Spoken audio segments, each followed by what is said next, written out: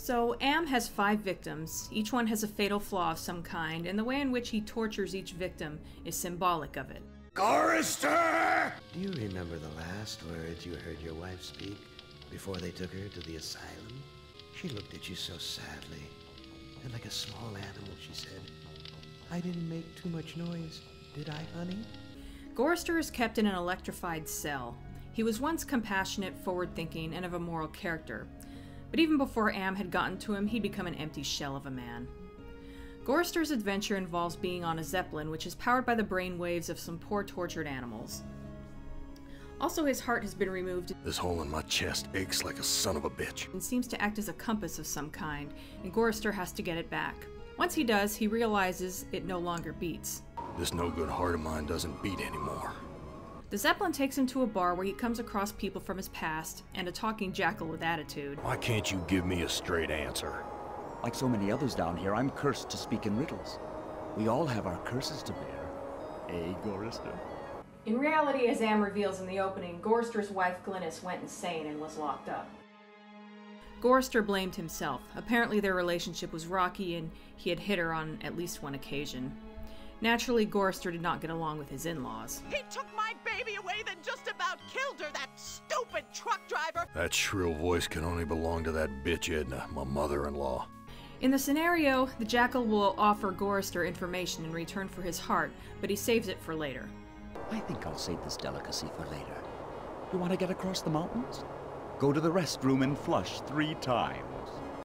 After going through a secret passageway, Gorrister finds his wife and mother-in-law, Edna, hanging from hooks in a meat locker. When he talks to Edna, a scuffle breaks out and he ends up tying her up. Untie me, you son of a bitch! I'll rip your spleen out! I'm taking you with me, Edna. That is such a hilarious visual. I'm sticking you in my pocket, Edna. Gorrister can carry a whole person in his normal-looking vest. Take that, Travis. He finds out that it was his in-laws in the scenario who had cut out his heart, and Edna knew how to fly the Zeppelin. After reading her journal, he also finds out that it was Edna who had driven Glynis insane and not Gorrister. Maybe it wasn't my fault after all. I should point out that when a character does or discovers something that causes their karma to raise, their avatar will smile for a second. Gorrister smiling at the revelation that Edna caused Glynis to go insane is inadvertently hilarious. It's like, well, my wife is in a padded room, but hey, it's not my fault, break out the champagne! So now Gorrister can finally find peace with his wife just before she dies in a scene that is actually really touching. The only thing left to do is to retrieve Gorrister's heart by making another trade with the jackal. If Gorrister gives the jackal a different heart, he'll return Gorrister's. Ah, this is Edna's heart. A bitter organ, but worth its weight in gold to me. I give you your heart back. As far as I know, the choices are to kill the father-in-law, or you can cheat and cut one out of the side of beef in the meat locker. One heart looks like another. The former is more satisfying. This heart is mine. But the latter gets you better karma. The final thing to do is find something to power the ship since the animals had been disconnected from it, so Gorrister hooks Edna up to the ship. Yes, you have to do this, and somehow it doesn't hurt his karma. Edna, it's good to finally see you doing something useful with those negative currents running through your brain. The Zeppelin takes off, and now Gorrister can finally use the flare gun he got in the beginning to blow up the bar. If you tried to use it earlier, Am will end the scenario and stick Gorrister back in his cell, so... Did you really think I'd let you die now when I've intervened every time you attempted suicide in the last 109 years? Gorrister cannot self-terminate. After, he is struck by lightning, which jumpstarts his heartbeat again.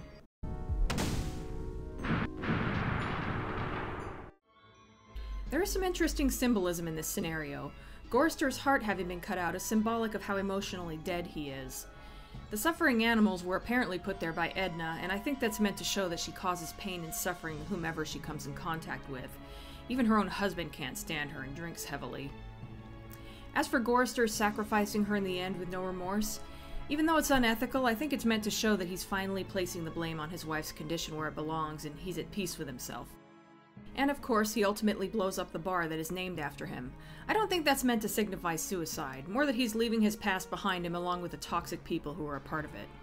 As for the electrified cage, I think it's meant to be symbolic of the cell Gorrister's wife was likely put in, and the electricity could be referring to electroshock therapy. There were some minor changes made to Gorrister's scenario. Originally, the jackal was to be a beagle, presumably one of the animals in the cages that Gorrister saves. Also, there were originally going to be more human bodies hanging in the meat locker, but they were replaced with a side of beef. Too bad. Ellen! Don't start to cry. It's only pain. That's such a sexist stereotype. I've already talked about how I'm not overly fond of Ellen's personality, so let's try to move on from that.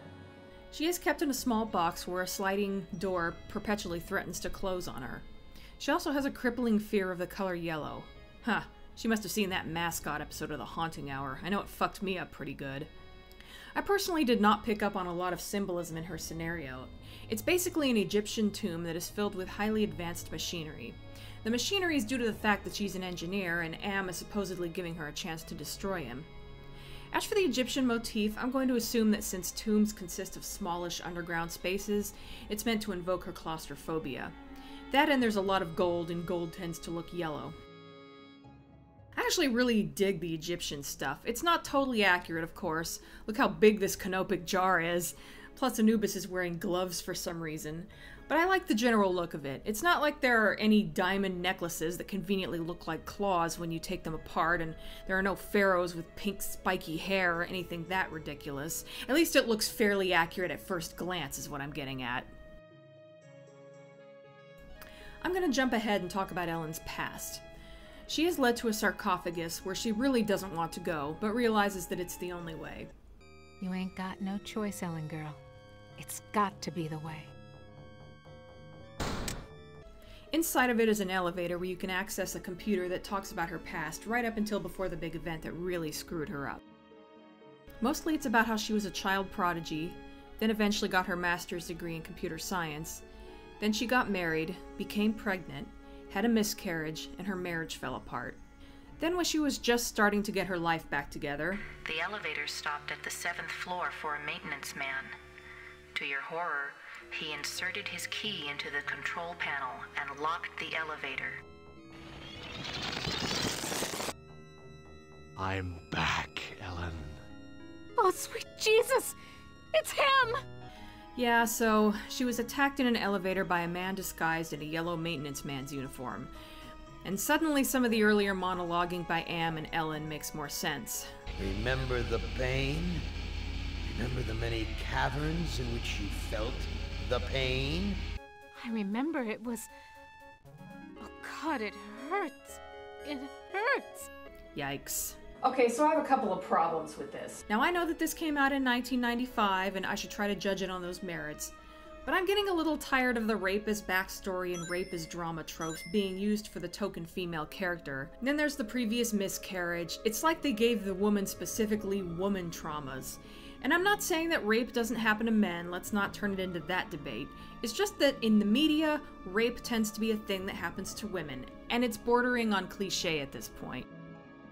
But again, in 1995, maybe this wasn't such an overused trope, and it was probably considered very adult for its time. And it is horrific, and it's definitely something that could seriously traumatize a person. Another thing though, and I'm not an expert in psychology, but I don't see how she would fixate on the color yellow specifically. Now, seeing someone wearing yellow clothing, I could see that. Even maintenance uniforms that are another color. But the color specifically, like walking into a yellow room or seeing a scrap of yellow fabric on the floor would freak her out, that just doesn't quite make sense to me. Just my opinion. I keep thinking about that scene in All-Star Batman and Robin where he taunts Green Lantern. Also, from a gameplay standpoint, it's pretty obvious what you're supposed to do, considering your choices are run away, fight back, or give up. Why would you choose anything other than fight back? I guess she could have lost the fight, but considering she's trapped in an elevator, she definitely can't run away, and giving up is like saying, sure, I want to lose the game. So yeah, this scenario is the weakest in my opinion. Oh, and that box Am keeps Ellen in? It's pretty much a yellow elevator. That's pretty fucked up. Also, going back to Gorrister's scenario for a second, I like that they changed the talking beagle to a talking jackal. It kind of ties into the talking Anubis statue in Ellen's scenario. Benny! Sometimes I blind you and permit you to wander like an eyeless insect in a world of death. Whew, poor Benny. Am has really done a number on him. He was originally a strong and handsome man, but Am deformed him into an ape-like creature. Also, Am has taken away his intelligence, so he really is like an animal. Benny is kept in a crude-looking cage where he has to dodge stabbing sword-like blades. Am is able to keep his victims alive without feeding them, but unfortunately they still experience hunger. And Benny is the biggest slave to that. What I would give for some barbecued ribs. He is inherently self-centered, so it plays into that. Benny's adventure involves a village where a tribe of primitive people live. For the purpose of this particular game, Am has given Benny back his intelligence, but he cannot speak and cannot walk very well. Ah, manna from heaven. Funny thing about Benny, he has this ape-like appearance and doesn't wear a lot of clothing, yet he's soft-spoken and intelligent-sounding. He kind of reminds me of Beast from X-Men, so I keep expecting him to recite Shakespeare. Instead, he says crap like this. These people are even more backwards than those gooks in Southeast Asia. This looks like a, what did they used to call them? Single-parent household. Probably depend upon the generosity of the rest of the village. Friggin' welfare parasites. But that's just Benny. He's kind of an asshole. But Benny discovers a mother with a mutant child, and it turns out that the child can communicate with Benny through a monitor, so Benny makes a friend. You look like you don't eat very much. Mother and I not allowed in Food Cave. Villagers are afraid of me and let me starve. Speaking of the monitors in Am, there's a monitor in every cave, and Am uses them to communicate with the tribe's people, so he has more of a presence in this scenario than in the others. Hey, ignore the newcomer. Gather the villagers at the altar tomorrow to choose a sacrifice. I have spoken. There is fruit practically everywhere, but Benny will cough up blood if he tries to eat any of it, thanks to Am. Hurts! Hurts! Hurts! But if he gives a piece of fruit to the mother of the mutant child, she'll pre-chew it for him. Ew. On the upside, Benny shuts up about being hungry for a few minutes, and he's now considered part of this family and given a place to sleep. It's not long before you find out that this tribe holds a lottery on a regular basis. The quote-unquote winner is strapped to this big cross and vaporized by Am as a sacrifice. And in return for the tribe doing this, Am continues to let them exist. Unfortunately, you find this out the hard way as the mother of the mutant child is sacrificed. I am the great and powerful. You didn't bring me Toto, but I accept the chosen one. You shall not feel my wrath today. Am I swell or what?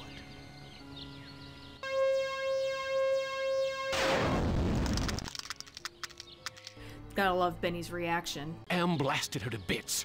What am I going to do for food now? And now Benny has to try to help the mutant child and stop the lottery. He ends up stealing the lottery bag, but that only makes things worse in a way because the tribe will most certainly choose the mutant child next. The next plan is to have the child hide in a hole in the wall, but he's afraid of being in there alone, and Benny is too big to join him, so you have to find parts so the kid can make himself a doll. Thank you for help with doll. Me go play in hole. Is he waving goodbye with his third arm? That's weirdly cute. So, mission accomplished. Maybe. Meanwhile, Benny finds the grave sites of people who served under him in the army. They died because he killed them. Murphy and Thomas were killed because Benny considered them to be weak. Tuttle was killed for knowing Benny's secret, which could be the murder of a fourth man, but I think there's more to it than that, which I'll get to in a minute. The fourth one, Brickman, is referred to as Benny's most tragic victim. It's been theorized a lot, and I think it's true, that Benny was secretly gay and having an affair with this guy, and I think this is the secret that Tuttle found out about. I think the game was probably going to be a little more direct about it early on, but they took out some of the references, so it's a lot more ambiguous. Also, in the short story that the game is based on, it is outright stated that Benny was gay until Am got a hold of him and altered his sexuality along with his appearance, making him attracted to Ellen. The less said about that, the better. What can I do to make amends to you, Brickman? You have to bury the past, Commander. Benny also plants a flower on his grave. I think that's also symbolic of there having been a romantic relationship. At last, some compassion. Now I can finally rest in peace. Afterwards, Benny goes to sleep and then wakes up to find the mutant child missing. And sure enough, the kid is about to be sacrificed. There are a few choices you can make, but obviously, since the theme for this scenario is compassion, the best choice is to offer to take the kid's place, and the village elder goes for it. There is a really endearing scene where, when the kid is let off the cross, he gives Benny his doll. Why, the boy's giving me his doll. Gratitude for being spared the pain of being sacrificed. No, more than gratitude. Compassion. Not sure why Benny grows a third arm like the kid. I guess it has to do with Benny realizing that he and the kid are more alike than different. And Benny makes the heroic sacrifice and is vaporized by Am before being returned to the fire, as Am likes to say. Benny's cage appears to be made out of wood and bamboo. It does look like it could have been made by someone in a primitive part of Southeast Asia. By the way, I guess Southeast Asia is meant to be Vietnam. I think they intentionally left it vague like they did with Nimdok's scenario, which I'm gonna get to pretty soon. By the way, Am once coaxed me into marching across 1,000 miles of ice to reach a stockpile of canned peaches, only to discover that he didn't give me a can opener. that actually happened in the short story. It didn't end well for anyone. Well, depending on how you look at it. Oh, and here's another fun fact. You know how Benny is always looking for food? Ever notice this cave with an empty crib right in the foreground as if it's important? Well, there's a deleted scene where... how can I put this? I ate a baby! Yeah, that pretty much. Apparently, Benny could choose to eat this baby, which was left in a crib. This kind of helped to explain why a tribesman chases him off the first time. And then when he's gone later, there's nothing to find in this cave that you can do anything with other than look at the monitor and get the piece of wire for making the doll later. But yeah. I love how he doesn't even kill the baby first or even start with the head. He just starts gnawing on the arm while the poor kid screams like he doesn't even give a damn. He may as well be eating a banana. God damn, Benny. The closest thing you can get to this is when the mother or mutant child are about to be sacrificed. Benny can ask to eat the victim instead. This is Am, the great and powerful. Yeah. The woman's death means nothing to me. I will take the newcomer instead. Which results in Am choosing to vaporize him instead of the victim. Obviously does not have the same effect as Benny choosing that fate himself.